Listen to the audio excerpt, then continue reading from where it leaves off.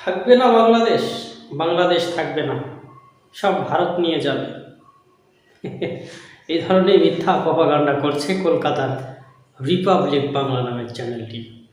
একের পর এক মিথ্যাচার করে কারি কারি টাকা কামানোর পাশাপাশি বাংলাদেশকে ডোবাচ্ছে। কলকাতার মিডিয়াগুলো মূলত পেইড মিডিয়া বলা হয়েছে এই কারণে যে এই কলকাতার মিডিয়াদের দ্বারাই বাংলাদেশের নাম বর্তমানে দুর্নামে পরিণত হয়েছে বিশ্বব্যাপী।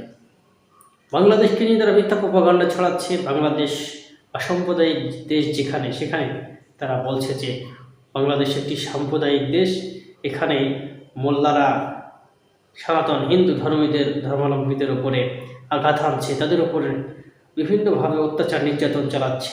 এই ধরনের মিথ্যাচার করে তারা বিশ্বব্যাপী বাংলাদেশকে ছোট করার চেষ্টা করছে। কিন্তু প্রকৃতপক্ষে বাংলাদেশে কি তেমন কোনো ঘটনা ঘটছে? তেমন কোনো ঘটনা ঘটছে না। এই জন্যই তো আমরা দেখতে পেয়েছি যে সব ধর্মের নেতারা অন্তর্বর্তীকালীন সরকারের প্রধান উপদেষ্টা ডক্টর মোহাম্মদ ইউনূসের সঙ্গে বসে একটি সুরাহা করেছে। ফলশ্রুতিতে কী হলো, এখন অনেকটা স্থিতিশীল অবস্থা তৈরি হয়েছে নেতাদের মধ্যে, কিন্তু মিডিয়ায় কিন্তু প্রপাগান্ডা থেমে নেই। তারা মূলত জয়ের পেইড বক্তা হিসেবে বক্তব্য রাখছে।